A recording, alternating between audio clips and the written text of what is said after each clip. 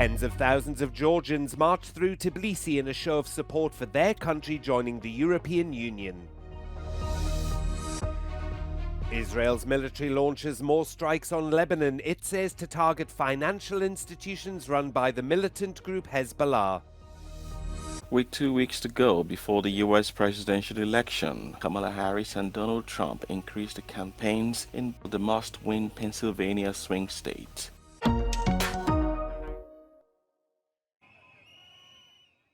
Tens of thousands of Georgians have marched through Tbilisi in a show of support for their country joining the European Union. The rally comes just a week ahead of parliamentary elections set to take place on the 26th of October. That vote is widely seen as a test to determine whether Georgia returns to Russia's orbit or continues on its pro-European path. Last year, the EU granted Georgia candidate country status, but since then, opposition supporters argue that the ruling Georgian Dream Party has derailed the country's chances of joining the bloc. Two recent pieces of legislation in particular raised eyebrows in Brussels. Earlier this month, Georgia's parliament speaker signed a controversial anti-LGBTQ+ rights bill into law. That includes bans on same-sex marriages, adoptions by same-sex couples, and limitations on the depiction of LGBTQ+ couples in the media. And in May, Parliament passed a controversial foreign agent law that requires media organisations and NGOs to register as foreign agents if they receive at least 20% of their funds from abroad. The ruling Georgian Dream Party claimed the bill would curb alleged foreign attempts to sway domestic politics. But critics dubbed it the Russian law because they say it mirrors similar legislation adopted by the Kremlin to target, discriminate and ultimately outlaw political opponents.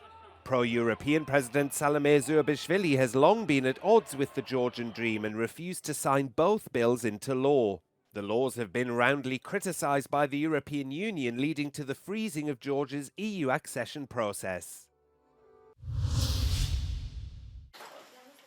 Moldova is now a step closer to the European Union, but it wasn't a landslide victory at the polls.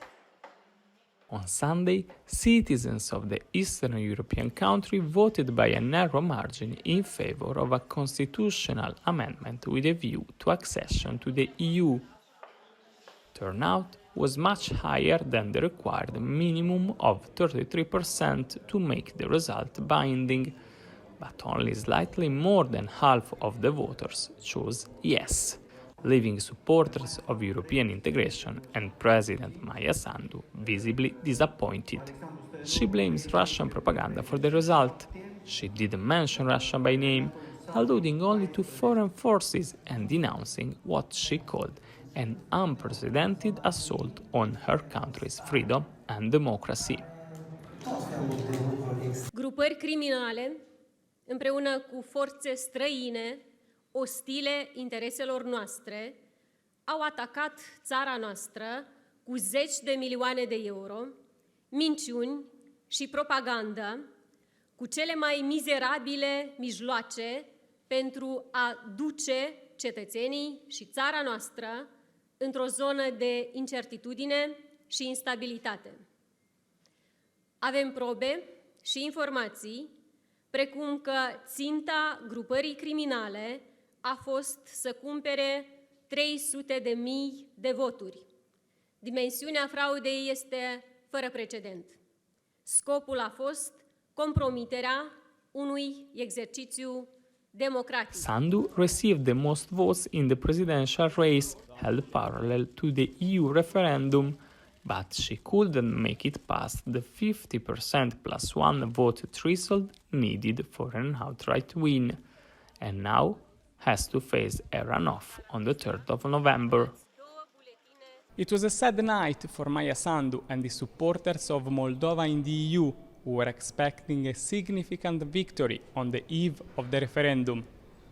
The outcome of the vote is set to make waves in Eastern Europe and in Brussels.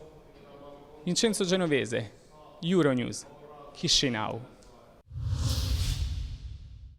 Ukrainian President Volodymyr Zelensky says the majority of his Western allies were supportive of his so-called victory plan. He said he got positive signals on the use of long-range missiles. However, he criticized the fact that some countries, including the US, the UK and France, wanted to coordinate their decisions with each other whether to give permission to use the missiles into Russian territory. Alexander Kornienko is the deputy spokesperson for the Ukrainian parliament. He said it has been a crucial factor for Ukraine since the start of the war. Because we asked for that even in 2022, because we all understand that one of the biggest and important, part of stress to Russia, it's to stress to Russia military objects near Ukraine, close to Ukraine, but not close maybe. Something far, and we do it right now with our, creative solutions like using long-range drones and someone else. But of course, if you talk about real serious part like military strategy of that, we need to use long-range artillery, of course. Meanwhile, Ukraine says Russia is attempting to beef up its forces by using 10,000 North Korean soldiers, escalating and widening the scope of the war. President Zelensky warned about this development in Brussels, where he outlined the victory plan with allies in the EU and NATO. So, we know about 10,000 soldiers of North Korea that they are preparing to fight against us. This is really urgent thing because Iran, they gave, drones, licenses to produce these drones and missiles, yes, but not people, not officially, yes? And here we see this first step in this war, and this is the first step to a world war. Allies are yet to give official responses to the victory plan, which sources say it requires a major upgrade in military support. However, the majority of allies recognize that time is running out to help Ukraine win. Great. Thank you. Thank you very much. Thank you very much.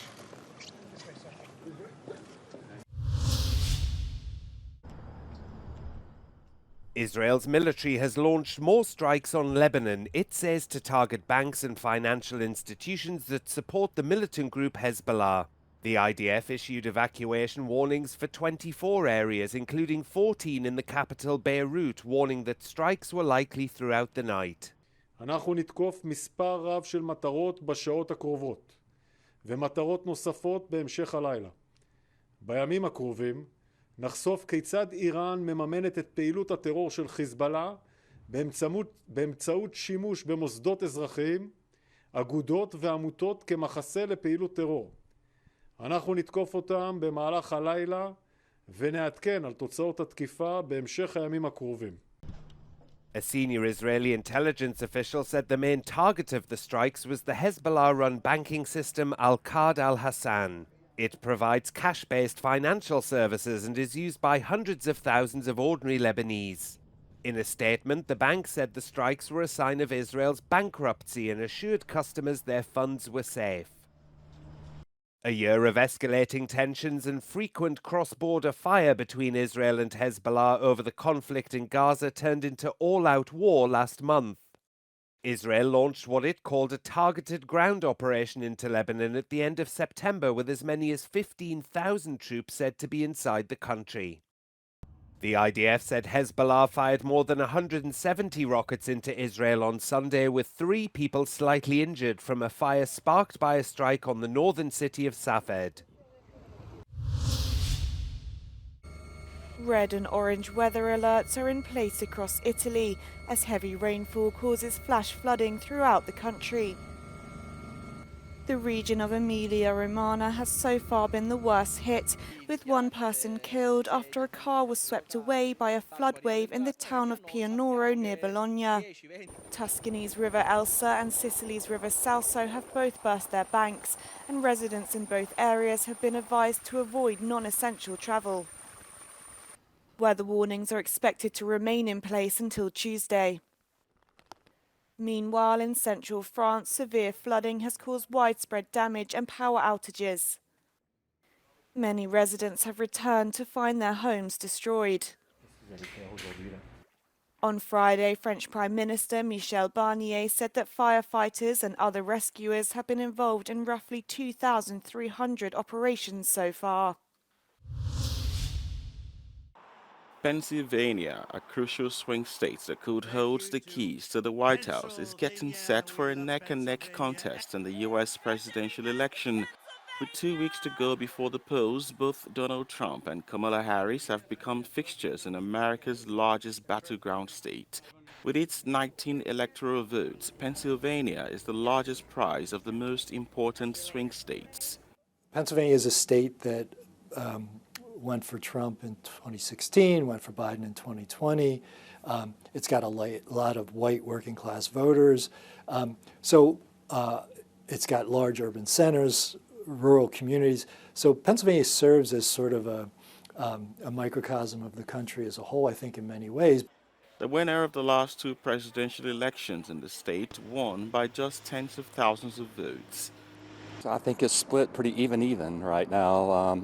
Half of my friends are voting for Kamala, and the other half are voting for Trump. So if that's any indication, then I think it's a pretty tight race here. It's really going to be, literally on election day. Does it rain? Is it sunny? And who's knocking on doors, and who's most excited about their candidate and going to the polls for them. Voters in the U.S. go to the polls on November 5, with polls showing the race essentially tied here. Once again, it could be the state that tips the election.